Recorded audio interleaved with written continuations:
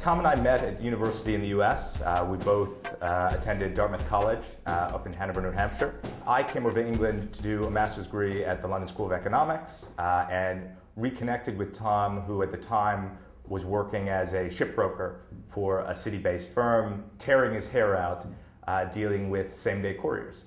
So I'd had a really bad experience with a courier and was looking at this, conceptually, as I thought there was this was an underserved market and there was an opportunity there to create a better kind of courier company.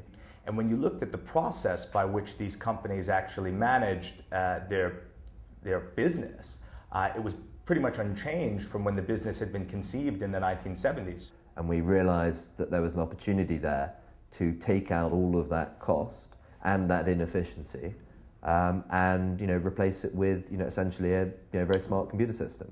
And we felt that by doing that, we could make a business that was very scalable in a market that typically didn't have scalable businesses, and that was more profitable than other courier companies, and that at the same time was able, most importantly, to provide the customer with a much higher level of service.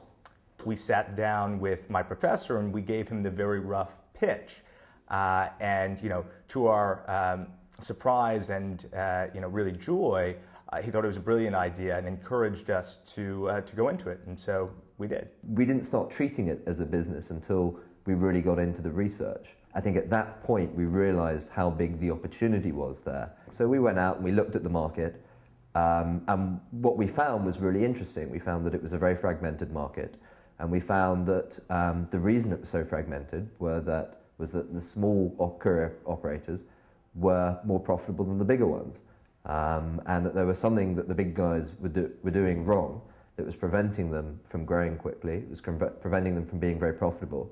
And of course, we go back to the beginning, it was preventing them from providing good service to the customer.